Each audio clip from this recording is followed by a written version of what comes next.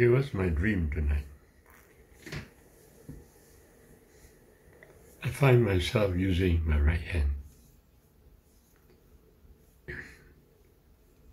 And I was touching a disintegrating picture, image. But I felt that this disintegration, that is like a woman or a person, not very sure. I was touching it. Why am I touching it? To prevent it from disintegrating. I was just holding it up with my right hand, hoping that somehow my right hand would help to stop the disintegration. But I was watching the whole process. What exactly do I mean by the word disintegration? It's like an image gets suddenly cut into pieces. It disintegrated into fragments. And I'm holding the fragment.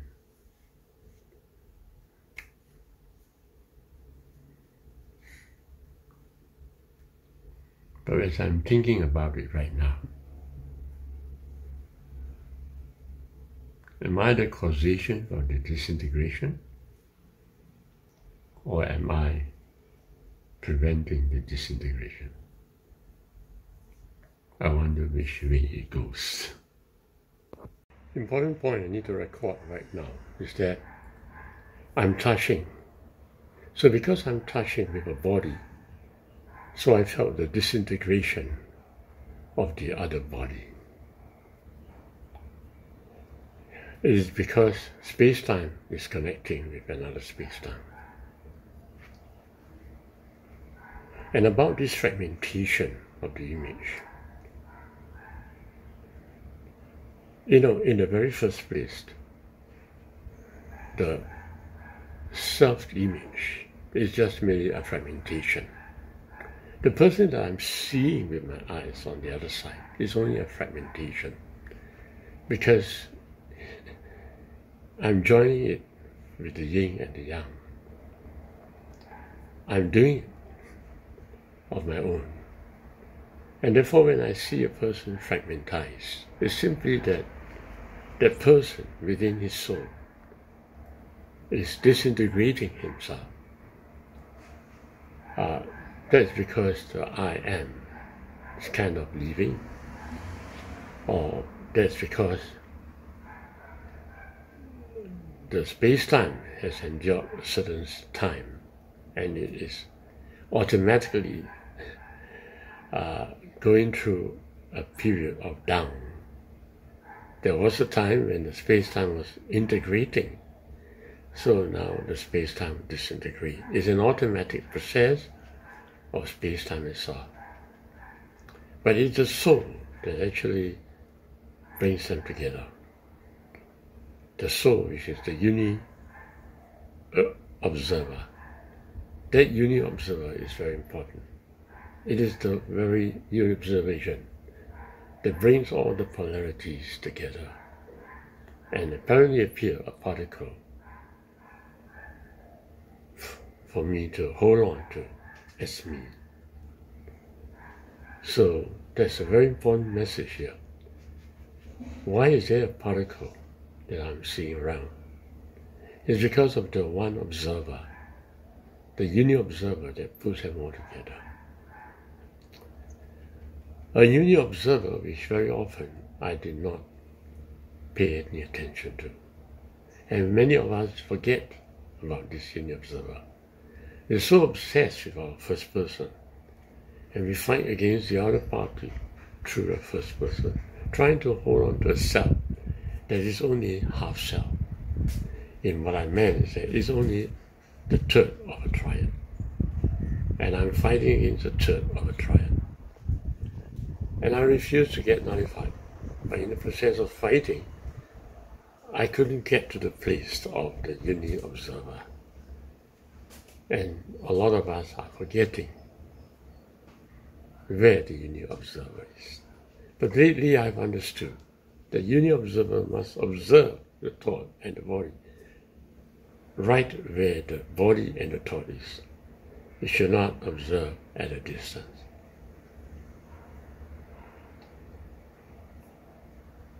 I was asking the question, am I integrating or disintegrating?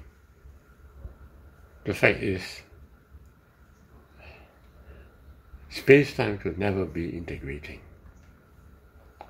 My body, when it touches a fragmentation. That's for a fact. It can't touch a wholeness. It's only touching a part of an object. So the wholeness can only be found in the ME, the me, not in any other place. Not in a person out there, not in a Jesus Christ, or whatever it is. It's only in the me the wholeness can be found. And that is the only true place to be.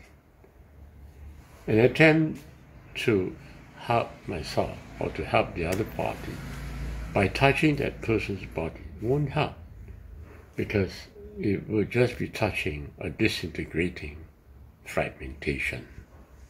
Every day I'm trying to strengthen myself by using some gym equipment to strengthen me.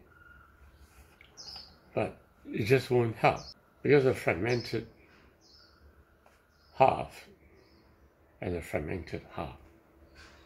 A better way would be, and I must make it a habit, but it's not an easy thing, I should place my eye in my thought and in my body. Getting help from another person won't help, but hoping that other person helps. Why? Because when you help the other person, you are actually nullifying, because the other person and you are opposites, and you combine them together, you become zeroizing. You help people, it helps a lot. But the funny thing about it is that when you help someone, you feel a sense of nullification. No doubt, because something is lost in you. So people are not that courageous to help. And when you help someone, you don't feel good, because you're going to a darker place called zero. You're not enhancing your thought self. So it's indeed an action that actually opposes the taste of a man. If you're looking for everything that seems to enhance yourself, you're losing your way. Very interesting. Very interesting, because the pathway to success lies in the place of the darkness. And it's in the place where you fear to go. It's in the place where you, in your first attempt to go, you sense a nullifying effect. So you'll be avoiding those places. But actually those places you're avoiding is a success road. Interesting, right? Success was everywhere in every person. They simply chose a road which was comfortable to them, and so they didn't make it in life.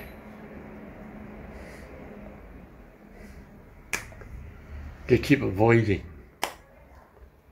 In their first competition in life, they want to feel a sense of being a winner. And how is that so? They love the approval of men, and they love the applause of others, and they are led to the wrong path. The root of success is very strangely the darker road. We can't get approval from men. You will feel a nullification. The enhancement of self is not there in that fearful road. But very funny, the nullification brings about a light that actually brings you forward to a new day where your will matters most. I was trying to help a lady, a woman, but I cannot really help because when I touch, it's kind of disintegrating fragment. In order for me to help, what must I do? In a dream, I observed. Because my hand was touching the fragment that was disintegrating. But then, there's a viewer I was observing. And that is all that is required of me. It's amazing. I need only to observe. And yet observing seems so difficult indeed. I tend to forget to do that all the time. But observing is the only point where the I appears. Because the very act of moving, walking, everything that I'm using my hand or legs, I'm only using a fragmented material that is not real at all. The only place where it is real is the I who observes. Can you get it? So when I observe, I'm using the I. Although I do not know the I, but I'm using the I. And that's what truly matters. So, right, to realize that I, being nameless, what can you do with it? You simply use the I to observe the world in which you lived in. That's the only moment when the I is expressed and the I is being acknowledged. Fantastic. There's nothing we can do to manage the I. We tend to think that way, right? We tend to try to manage the I. Like my house, I try to paint it. My hair, I will cut it. My clothing, I will wear it. I tend to use whatever I have, computers and everything. But whatever I'm using is a fragment piece. It is not a reality at all, because it's not an object. Only the observer who observes is coming from the place which is unit-space and unit-time and real. And they've been very, very busy, working and working and working hard, but it's of no value, because all the work that they do is simply a fragmented piece. But while they work, they have an opportunity to observe, but they didn't use the I to observe. Instead, the thoughts are consumed. They use the thoughts to speculate the future, think about the past. They use the thoughts to combat a friend or to fight back. They use thoughts to feel lousy about themselves, whatever. But they have never really tried to just merely observe. Because all these things, when I observe, there is a nullification. Because in everything that I do, there's a positive and negative. And as you observe, you get back to the nullifier. But somehow, the observation is not a good feeling. That's the point I'm trying to stress. The observation is not a good feeling. A person don't have a self inside the observing. So while they're observing, they are darkened. There isn't an entity. And that's why they couldn't observe. Even when you work on something, you will feel happy. Because when you work, that work, which is a fragmented triad, has got a self-taught element in it. So whatever you do, you feel happy, because there's a fragmented self in it. But when it comes to observing, you don't feel happy. Why? Because you're not at all having a self. The observer doesn't have a self at all. That is the very greatest truth that I've discovered. It doesn't have a self when the eye observes. It's awesome. And that's why people cannot observe themselves. Because they have a self that's moving around, and why would they want to observe themselves? And in that moment when they observe themselves, they are darkened. They don't feel good about themselves because there's no self during that observation. Why would they want to do that? And I wouldn't have done it too if it was not for the fact that the angel told me to do it. People all around were actually meditating, but they were not using observation of thoughts. They were just simply using their Raja Yoga, meditating on ideas of love, etc. They were always feeding on themselves because an idea is soft, and they would rather meditate on love rather than simply observe their thoughts.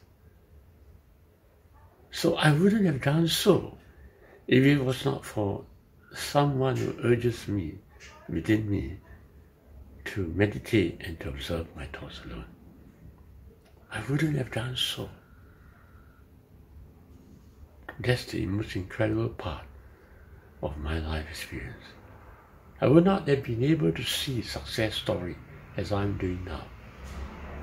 I wouldn't have if it was not for the observation that I made, the eye observing the dream.